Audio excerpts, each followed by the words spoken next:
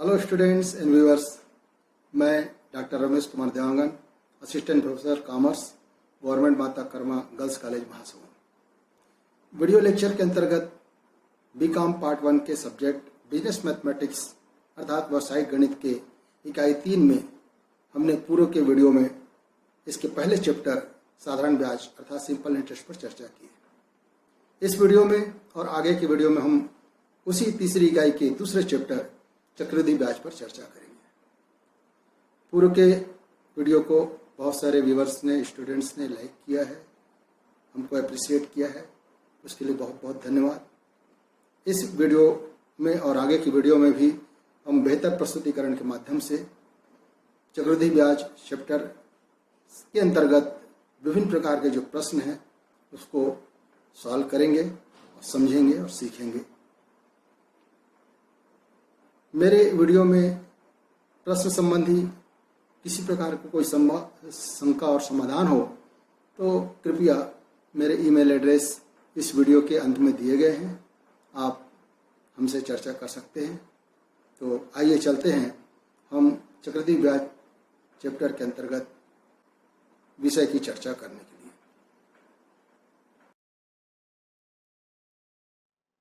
चक्रवृद्धि ब्याज की परिभाषा, डेफिनेशन ऑफ कंपाउंड इंटरेस्ट। यदि ब्याज की गणना करते समय किसी निश्चित समय के बाद ब्याज मूलधन में जोड़ ली जाती है और अगले उतने ही समय के लिए इस मिश्रधन को मूलधन मानकर ब्याज की गणना की जाए तो इस प्रकार प्राप्त ब्याज को चक्रवृद्धि ब्याज कहते हैं।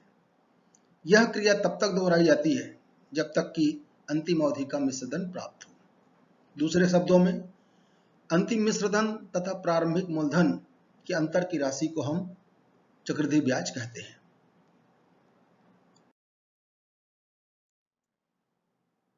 चक्रवृद्धि ब्याज के व्यावहारिक प्रश्नों के प्रकार, types of numerical questions of compound interest. First, चक्रवृद्धि ब्याज ज्ञात करना, टू फाइंड कंपाउंड इंटरेस्ट।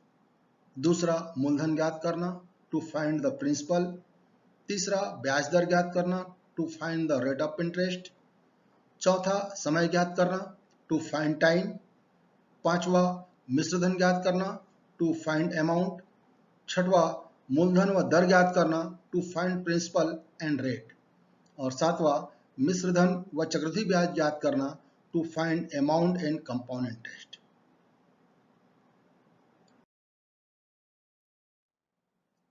चक्रवृद्धि ब्याज का सूत्र, फार्मूला ऑफ कंपाउंड इंटरेस्ट। चक्रवृद्धि ब्याज बराबर मूलधन ब्रैकेट में 1 धन r बटे 100 का घात n ऋण मूलधन, अथवा इसको हम सिंबॉलिक रूप से इस प्रकार से प्रस्तुत कर सकते हैं। चक्रवृद्धि ब्याज बराबर p ब्रैकेट में 1 धन r बटे 100 का पावर n माइनस 1। इसी प्रकार से दूसरा जो महत्वपूर्ण सूत्र है वो है मिश्रधन का। मिश्रधन बराबर मूलधन ब्रैकेट में 1 धन दर बटे 100 का पावर या घात, जिसको हम कहते हैं समय। सिंबॉलिक रूप से इसको भी हम देख लें, a is equal to p in bracket 1 plus r upon 100 power n, अथवा और एक दूसरा जो उसका गणना करने का सूत्र है, a is equal to p in bracket 1 plus i power n। अब देखेंगे इस सूत्र में जो हमने सिंबॉलिक वर्ड प्रस्तुत किया है उसका आशय क्या है। P बराबर मूलधन, यह मूलधन चाहे प्रारंभ में लिया गया हो, दिया गया हो, जमा किया गया हो, उसको हम मूलधन कहेंगे। दूसरा जो है R का मतलब है वार्षिक ब्याज की दर। तीसरा N, एक वर्ष में कुल ब्याज चक्रों की संख्या है, कुल समय, जिसको हम नंबर ऑफ ईयर्स या टोटल टाइम भी कहते हैं। फिर है A बराबर मिश्रधन अपॉन n समय के बाद का मिश्रधन, I बराबर r बटे 100। तो ये जो सूत्र हमने यहाँ पर प्रस्तुत किए हैं, इन्हीं सूत्रों के आधार पर चक्रवृद्धि ब्याज चैप्टर के अंतर्गत जो अलग अलग किस्म के प्रश्न होंगे उसको हल करने के क्रम में इसका हम प्रयोग करेंगे। आइए चलते हैं सबसे पहले चक्रवृद्धि ब्याज ज्ञात करने से संबंधित प्रश्न को सॉल्व करने के लिए। प्रश्न पहला है, ₹640 का 3 वर्ष का 5% वार्षिक ब्याज की दर से चक्रवृद्धि ब्याज और मिश्र धन साधारण ब्याज विधि से ज्ञात कीजिए। Find the compound interest and amount on ₹640 for 3 years at 5% per annum by simple interest method. ध्यान रखिए, यहाँ पर साधारण ब्याज विधि कहा है, तो हमको यहाँ पर सूत्र जो ऊपर में बतलाया गया है उस तरीके से ना हल करके, जैसे हम पहले चैप्टर में साधारण ब्याज ज्ञात किए हैं, उस ब्याज की राशि को मूलधन में जोड़ते जोड़ते हुए हम आगे मिश्र धन प्राप्त कर लेंगे। तो आइए इसका सॉल्यूशन देखते हैं। पहले वर्ष मूलधन है ₹640। ब्याज का फार्मूला सिंपल इंटरेस्ट वाले चैप्टर में हमने चर्चा कर लिया है। उसके आधार पर ₹640 मूलधन, 5% ब्याज की दर, 1 वर्ष के लिए कुल राशि कैलकुलेट होता है ₹32। यह जो ₹32 है मिश्र धन बन जाएगा अगले वर्ष के लिए, इस वर्ष के लिए, और आगे वाले वर्ष के लिए मूलधन बन जाएगा। तो इस वर्ष का मूलधन धन ब्याज बराबर ₹672 इस प्रथम वर्ष का मिश्र धन हुआ। इसको हम दूसरे वर्ष में मूलधन की तरफ प्रयुक्त करेंगे चक्रवृद्धि ब्याज याद करने के क्रम में। दूसरे वर्ष का मूलधन हम मान के चलते हैं ₹672। तो ₹672 मूलधन, 5% दर, 1 वर्ष बटे 100। तो इसका आंसर निकल आएगा कैलकुलेटर्स के माध्यम से ₹33.60। तो दूसरे वर्ष के लिए जो हमने मूलधन माना है उसमें इस वर्ष का जो ब्याज कैलकुलेट किया उसको हम जोड़ देंगे तो हो जाएगा ₹705.60। यह इस वर्ष का दूसरे वर्ष का मिश्र धन कहलाया, जो कि तीसरे वर्ष के लिए हम जो है इसको मूलधन की तरफ प्रयुक्त करेंगे। ₹705.60 मूलधन, तो यहाँ पर लिख दिए, 5% दर है, 1 वर्ष है बटे 100। इसका कैलकुलेशन करेंगे, अमाउंट आ जाएगा ₹35.28।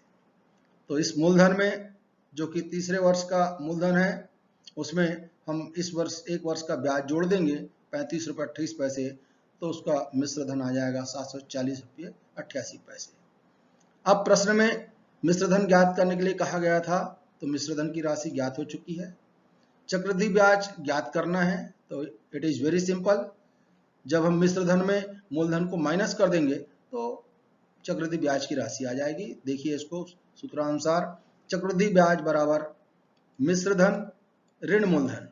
मिश्र धन जो अभी हमने ज्ञात किया ₹740.88, उसमें से ₹640 मूलधन को घटा दिए तो ₹100.88 ये चक्रवृद्धि ब्याज की राशि आ गई। एक बहुत छोटा सा प्रश्न है जो हमने इस चैप्टर को स्टार्ट करना था, जिसमें हमने साधारण ब्याज विधि से चक्रवृद्धि ब्याज की गणना किया। चलिए अब इसके बाद अगले प्रश्न की ओर बढ़ते हैं। प्रश्न दूसरा है, लघु गुणक तालिका की सहायता से ₹1,500 का 3 वर्ष के लिए 5% वार्षिक की दर से चक्रवृद्धि ब्याज और मिश्र धन ज्ञात कीजिए। With the help of the log table, calculate the compound interest and amount of ₹1,500 at the rate of 5% per annum for 3 years. देखिए प्रश्न में बहुत स्पष्ट रूप से निर्देशित है लघु गुणक तालिका की सहायता से। तो हमको जो फॉर्मूला इस प्रश्न में इस्तेमाल करना है, तो फॉर्मूले को डायरेक्ट कैलकुलेशन ना करके हम उसको लॉग टेबल के माध्यम से हल करेंगे। तो आइए चलते हैं हल करने के लिए।